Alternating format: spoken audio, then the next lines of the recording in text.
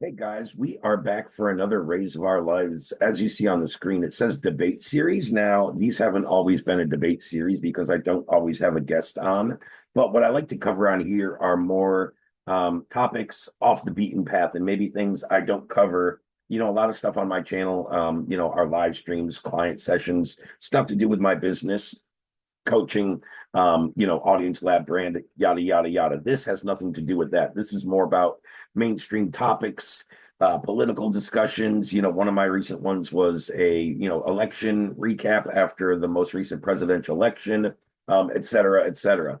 Today's, and I did some posts about this recently, is all about 9/11 specifically, right? So just to kind of dive into what I'm talking about for a little bit of context here. Back on April 19th, I created a post and what kind of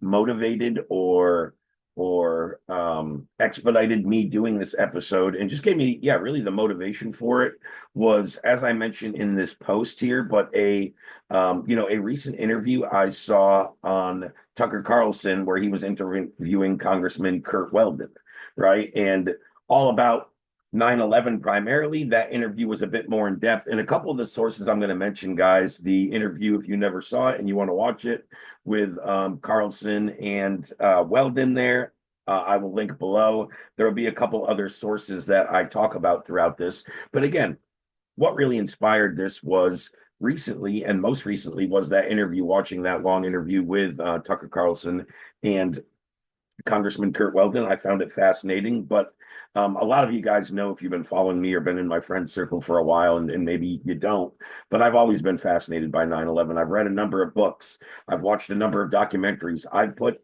dozens and dozens, if not up to hundreds of hours in what I would like to call independent resources, looking at some of the other avenues of evidence and testimony and as I talked about documentaries, et cetera, maybe outside some of the mainstream narratives, right? So call it a conspiracy, or call it a conspiracy theory, right? Call it what you want. But as I say, and I'm going to go over that in a minute, so I don't want to be redundant, but I mean, I think it's healthy to always question things that don't make sense. And I don't think any of us, whoever is watching this, wherever you're watching it, I don't think any of us has 100% faith and faith in the transparency and accountability within our government when they give us narratives about a number of things, right? Never mind something like this. So again, 9/11 always has been very, very fascinating. It's one of those events that, depending on how old you are, and I guess I'll age myself a little here, but depending on how old you are, you hear everybody talk about certain events that you remember right where you were when they happened. And 9/11 is probably is the biggest one in my lifetime. There's no probably about it. If you go back a few generations, and I was around for this, but I wasn't old enough and I wasn't watching mainstream TV, but everybody remembers where they were, I hear, when the Challenger exploded in the 80s. Again, I was young, don't recall that as firsthand, not near as firsthand as I do this event. You go back a generation or two before that, and everybody remembers where they were when Kennedy was assassinated, right? And we've all had there's been historic events or mainstream events in all of our lives. I mean, probably more recent, you would say that pandemic has been one of the biggest things that everybody will kind of remember where you were when you found out that that the country was being shut down, that you couldn't go to work, that you had to wear masks, yada, yada, yada. But there's certain huge historical, societal, cultural events that happen and kind of, landmarks and events like that you always remember where you were. So this was always like that for me, right? But, in watching that interview, the main thing that I took out of it is what I say right here. Kind of Congressman Weldon challenges Trump to put together a presidential 9/11 committee to finally tell the truth regarding what happened on 9/11, right? And I go on to say, we were lied to and have been continual lies and cover up effort to an extent. Now, I'm not saying the government's 100% complicit or they made this happen, but I'm saying, and I'm 100% sure of this, and that's kind of what I want to run through here. The narrative that we've been told, there's no way it's 100% accurate, right? So, as I go on to talk about, and what this whole episode is really going to cover, are some of the main points, if not all the main points from this post. But as I go on to say, if we personally done any independent research into the 9/11 narrative, you're probably also certainly been lied to in one regard or another. I think some of the most glaring topics or aspects of this are the Tower 7 collapse. They still haven't properly explained this, and it's going to be a big talking point today for some of you guys that might not be aware. The so-called recovered passports from the wreckage and debris. So flames got so hot to burn and main steel columns and make the biggest buildings in the world ever collapse when that had never happened prior, but still there's passports recovered in the wreckage and debris, right? So that was a big question mark. I didn't dive too much into that one, and I'm not going to cover that too much, but that's something you guys can certainly look into more.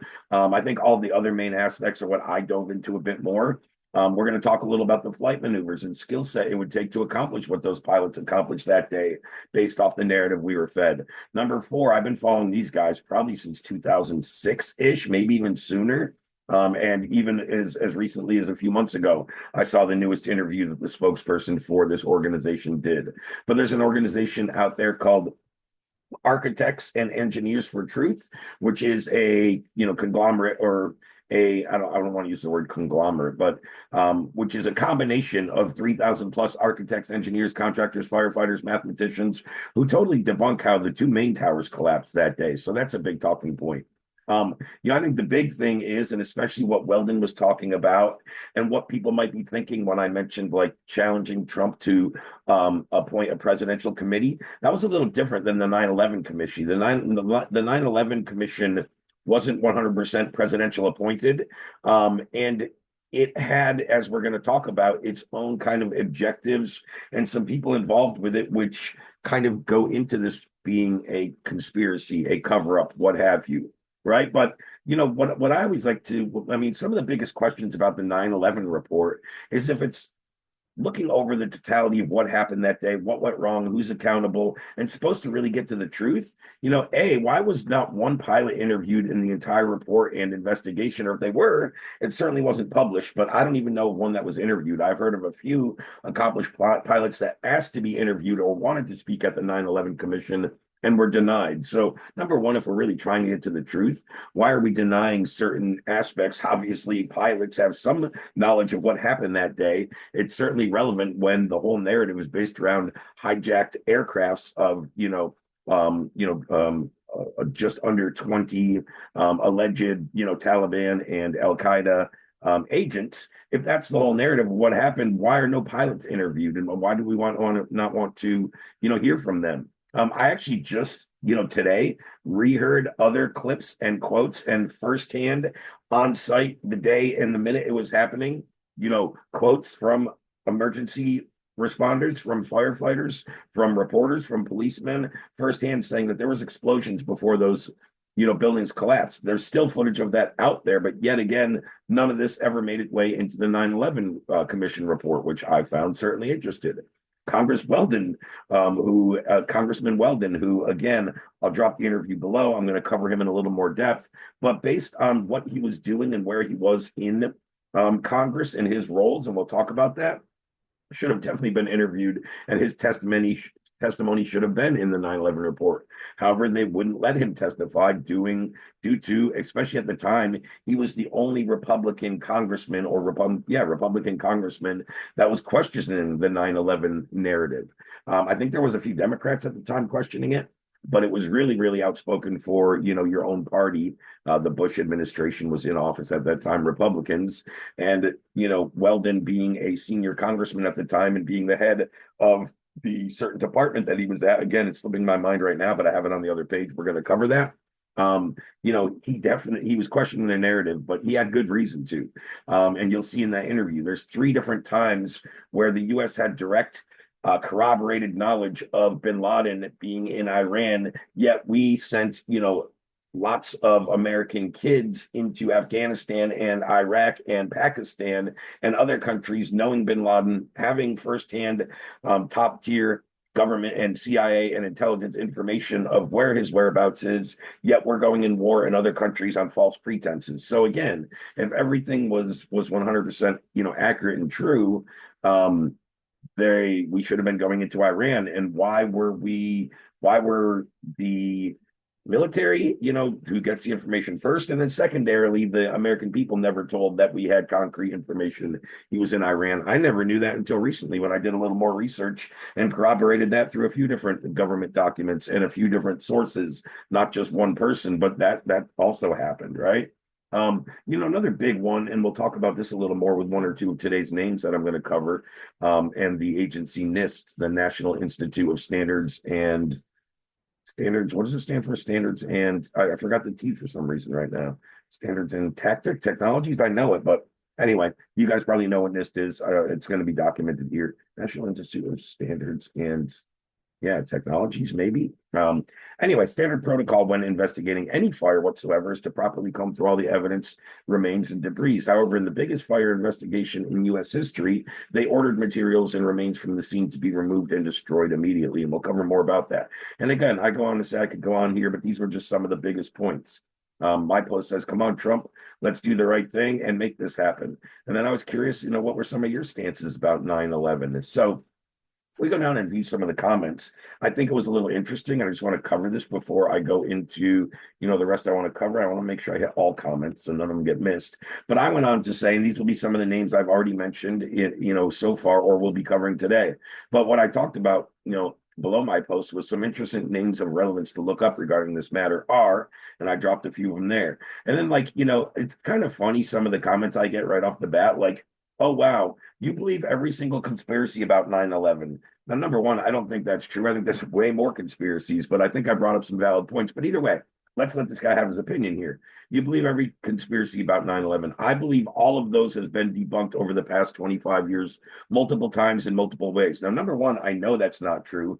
Number two, that just shows me how many people just kind of follow suit and, what we might call sheep in terms of just believing the government narrative 100%. So, as I went on to say, and when I talk to people, I find this fascinating. I think I questioned, I did, right? So let's go on and talk about this. But I know these haven't all been debunked. And if so, I'm fascinated to hear it. Prove me wrong, like 100%.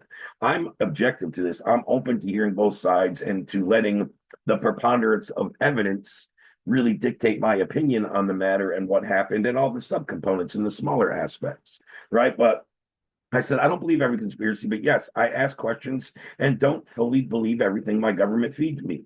I disagree that all these topics have been debunked and would happily love to discuss and debate each if you'd like.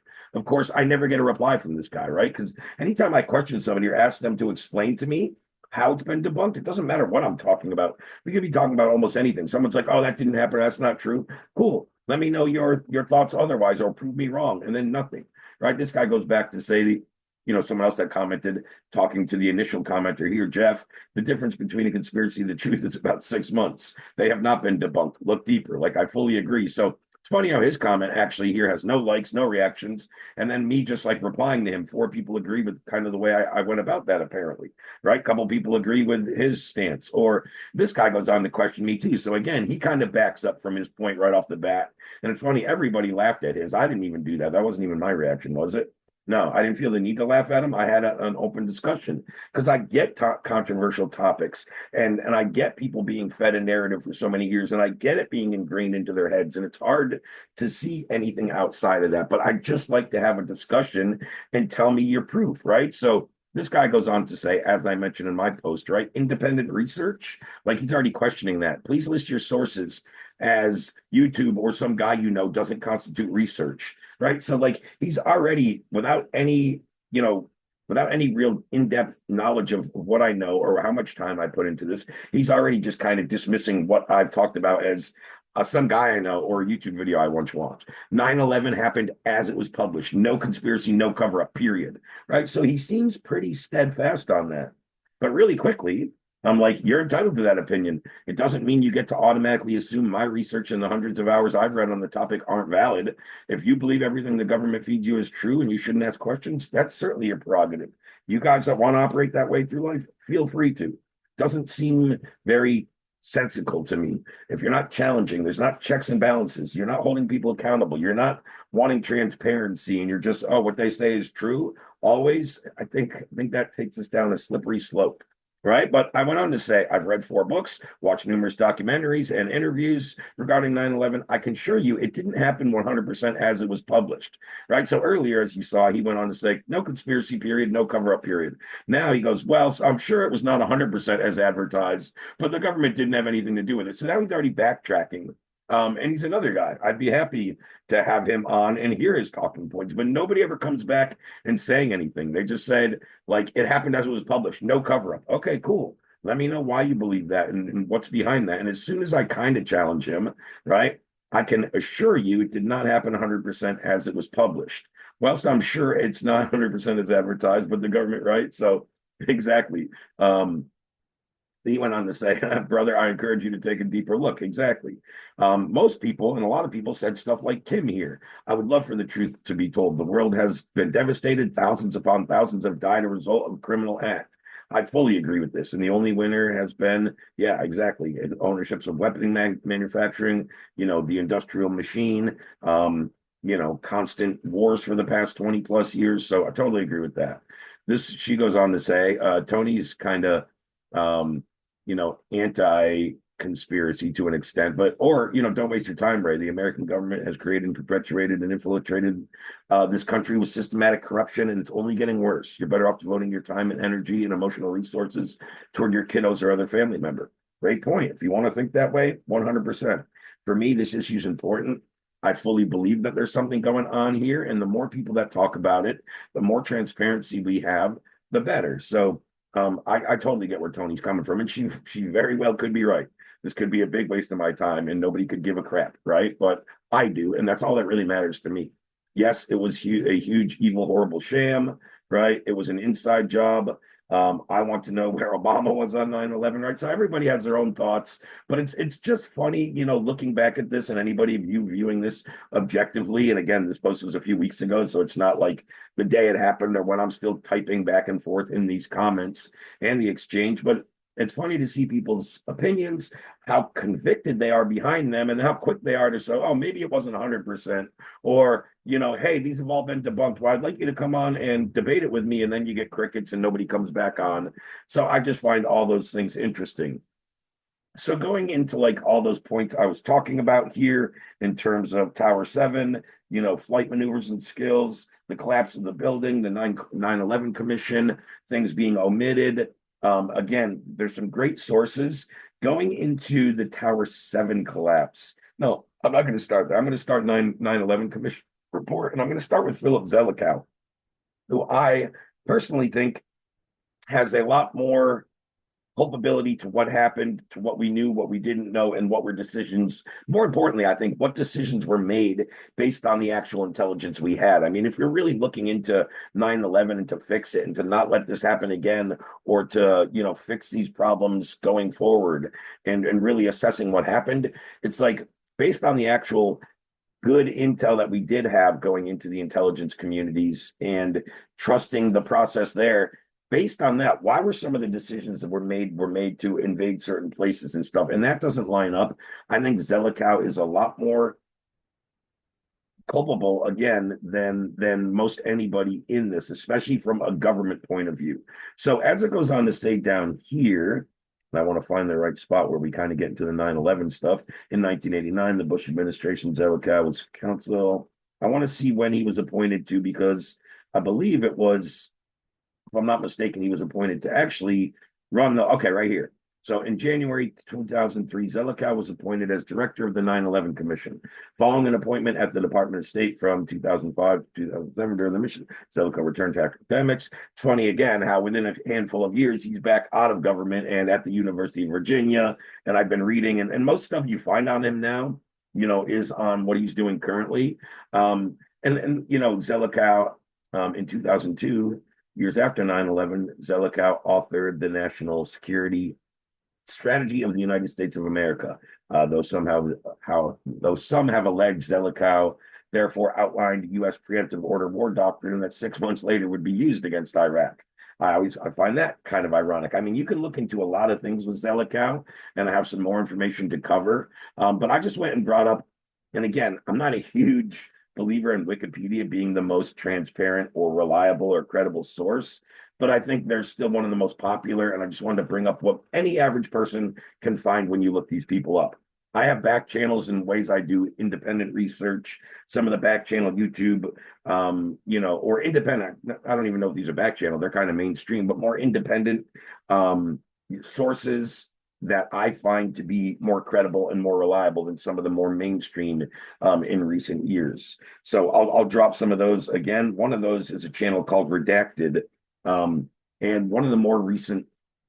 I don't know how recent. It probably came out about a year ago now, but I watched it then, and then I probably watched it more recently. One of the more recent episodes about 9/11 had a guy on by the name of Ted Walter, if I'm not mistaken.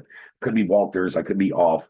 But since right after 9/11, he really dedicated a lot of his time, resources, and really made it his mission to find the truth about what happened. Ted at the time said he had just moved to the city 2 weeks ago. 9/11 was actually his first day of actual classes going to college at NYU when that happened. And then he just kind of got embedded in it from, that being his introduction to the city. And he built relationships and started talking to a lot of the families and survivors, dug into it deeper. And his real smoking gun, as will be talked about in a couple more of these, talking points here today, but his real smoking gun goes back to the collapse of Tower 7, which we'll talk more about. And if for anybody watching that doesn't know, we all know Tower 1 and 2, the northern towers collapsed, right? Most people know about Tower 7, and they think the official story, which has actually changed 3 times over the last 20 years in little increments. You can go back and look it up. But the most recent, and I think after the 9/11 Commission came out, is where this one kind of stuck, that general office fires from debris of the other falling towers eventually led to, enough heat and to, weaken the columns so that 47-story building could collapse. There's no way that can be true based on all the evidence and some of the stuff we're going to talk about here. But again, Zelikow, a big factor in receiving information from guys like Curt Weldon, who we'll go back to. Curt Weldon, again, who I mentioned that interview recently. This talks about his background, and he was in Congress from 84 to 04. Of course, he had made some rises, and by 2001, you could see he was pretty tenured in there and was appointed to some high levels in terms of intelligence congressional communities, and he was the director for some of those reporting boards. So he had a lot of contacts and a lot of evidence and receipts still to this day. That's why the interview I'm going to drop below, the one with him and Tucker Carlson, kind of propelled me to want to do this episode and kind of got the juices flowing and opened up the doors.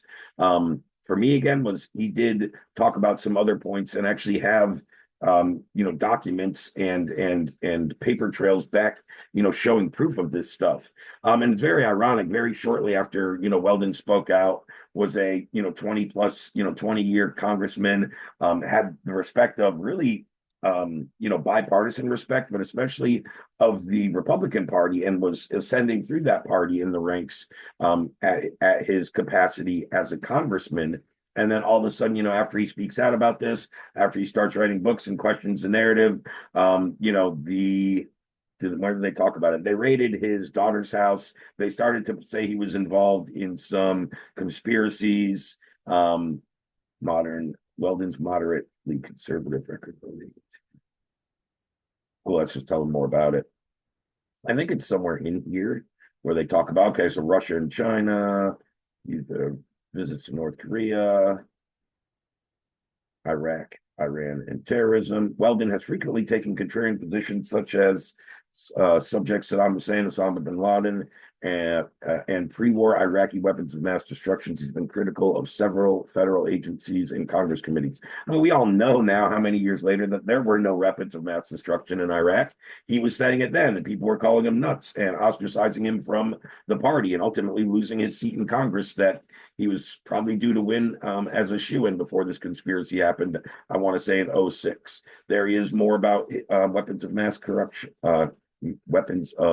destruction. I said corruption at the same time. There are probably weapons of mass corruption as well. 2006, Weldon faced investigation by Justice Department Surprised, and actually, I wouldn't be surprised if they didn't say anything about raiding his daughter's house because it was one of the more targeted kind of false raids just to whack somebody's credibility. That they raided his daughter's house and said there was some level of corruption, yet they never even spoke to or interviewed the person. So, like his daughter, who is allegedly involved in some type of political corruption and conspiracy with her father, the congressman, never even gets questioned or interviewed. Seems a little ironic. But yeah, a lot of great stuff here on Weldon as well. I did a lot of independent research on all these people, and you'll see my research and a lot of my notes. I just went and dropped into a notes channel here in one of my Slack workspaces. It was just easy to organize at the time. But, it goes into Zelikow, his role in the 9/11 Commission, what he knew to the intelligence community, the controversy and criticism that is associated with Zelikow, why he kind of stands out in this whole 9/11 conspiracy. Yeah, I mean, there's really no other word for it at this time. I mean, call it what you want, but at some point, not enough, dots connecting leads to exactly that, a conspiracy. We're being told one thing where that's not accurate, right? Credibility factors. I think I had a good little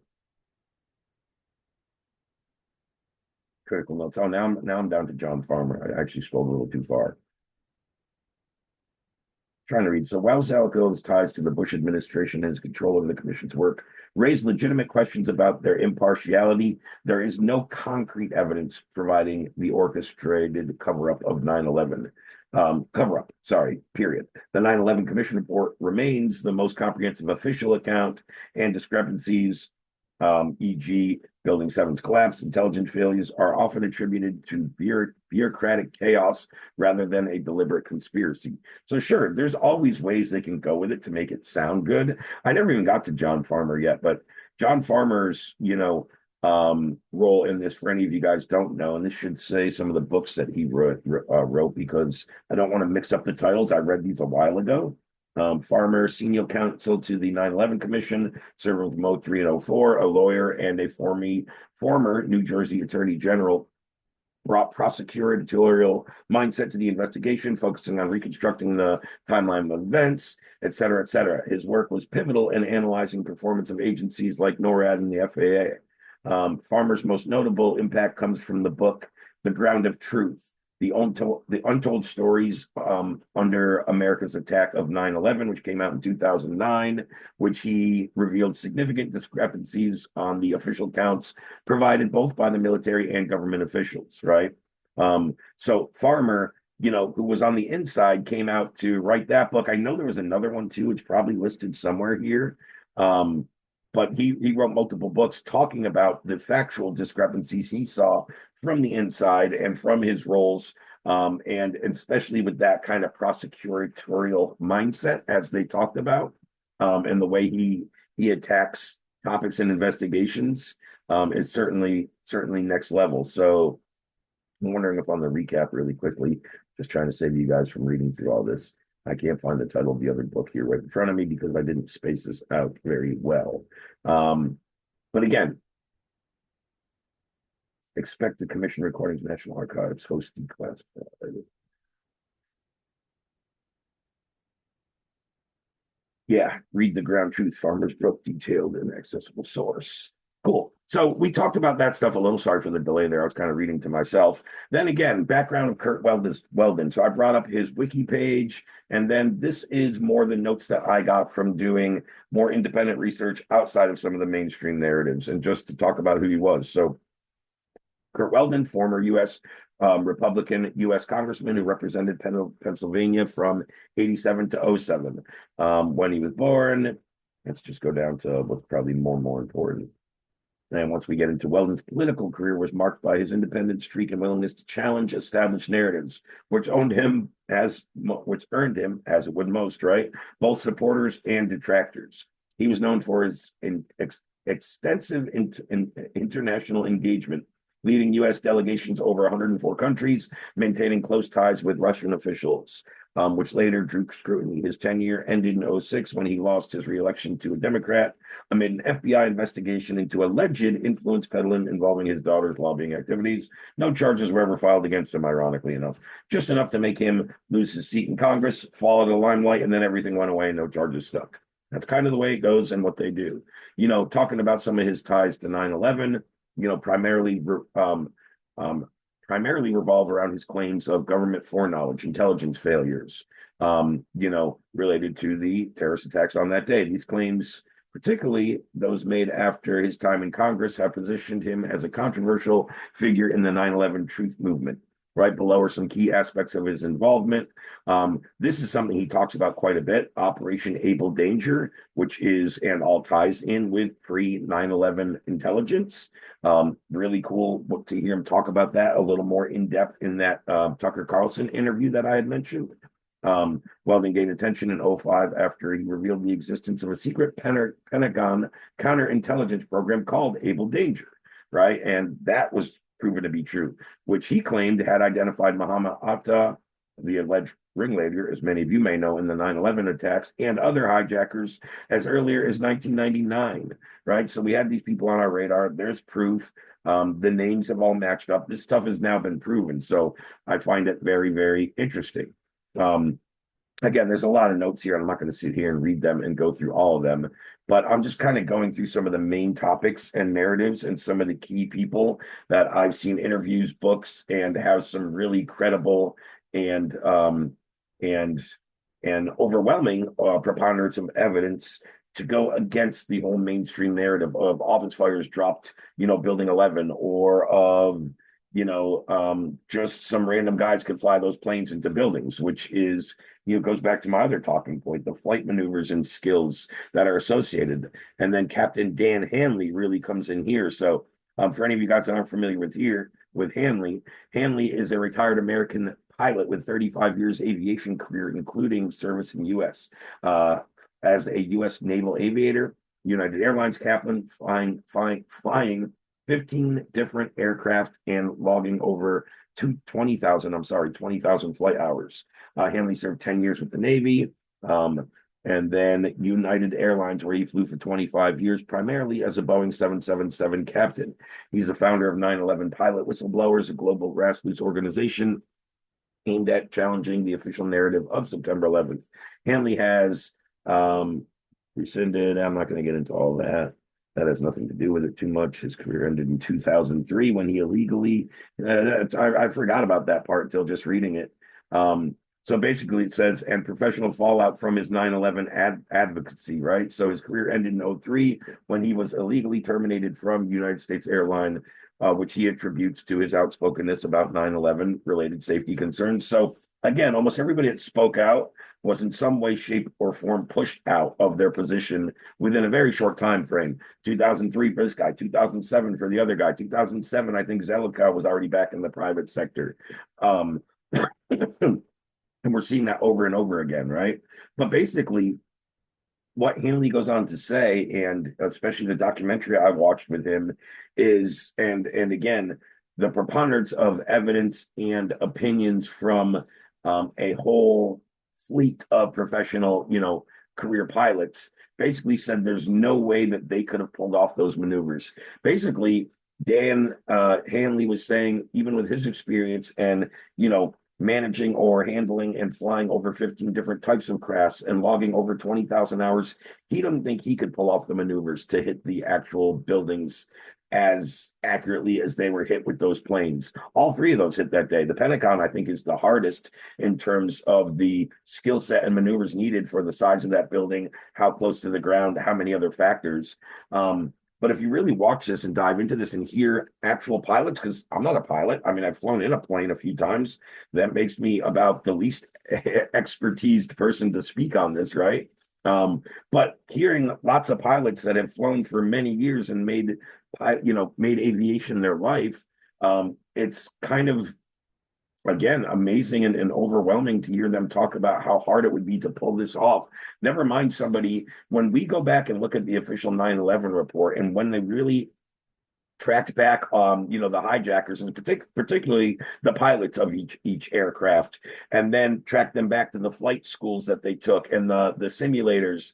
They were learning not how to take off, not how to land, which obviously should have raised suspicion a lot sooner than it did. That's all seems so crazy now but even with the simulations that they handled, there's no way that they would have got the real world experience of that speed, the actual air.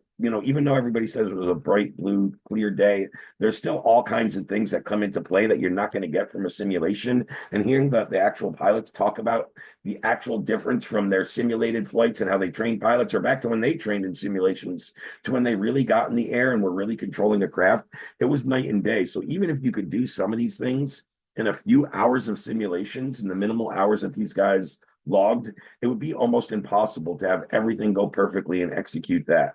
Almost impossible to the point where, it's hard to fathom that was the main outcome. So, Hanley's activism, as it says, on aviation specific issues surrounding 9/11, leveraging his expertise to question the feasibility of the official accounts of the attacks, as I just talked about.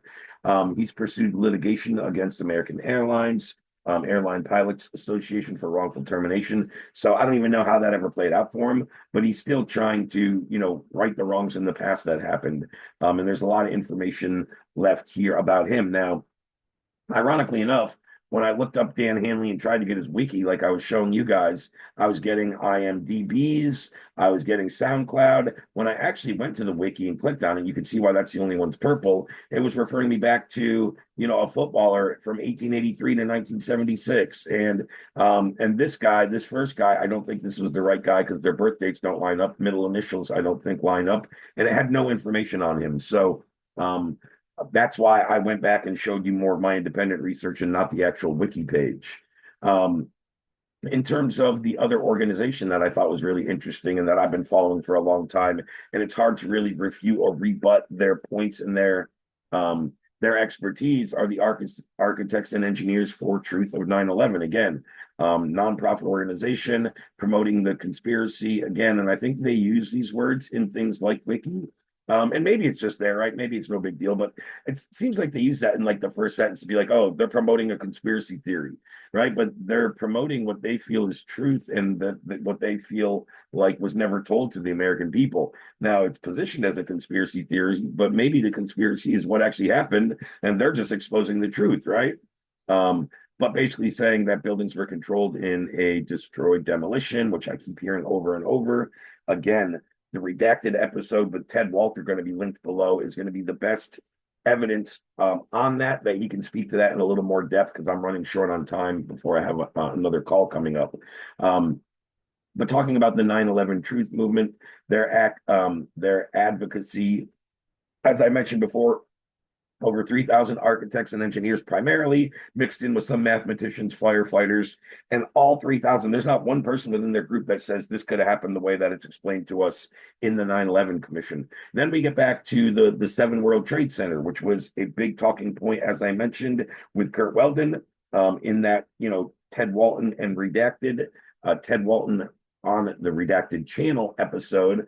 But again, World Trade Center 7, a 47-story high-rise building that was part of the World Trade Center complex and collapsed that afternoon, is again, in their estimation, the smoking gun of September 11th and provided the most compelling evidence.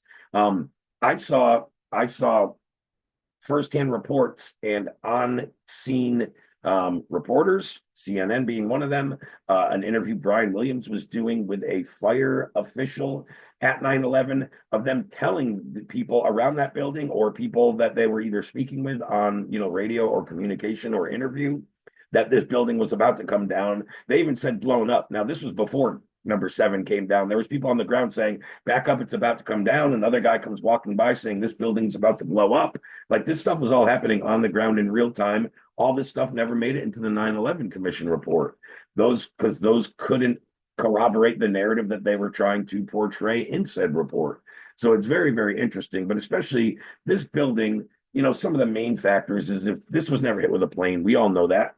It has been confirmed that the other towers collapsed. Nothing collapsed over and destroyed this building. There might have been small pieces of debris that came down and hit the building or started office fires. But if office fires were burning, number one, they would be at uneven measures. It wouldn't burn. Number two, office fires would never get hot enough to burn through steel columns within a skyscraper building to be able to make it come down like that. And I think more importantly, with just office fires, if it was doing enough damage and it was hot enough to even possibly compromise some of that structure, which I know isn't possible based off the heat measurements I've read through all the through this organization.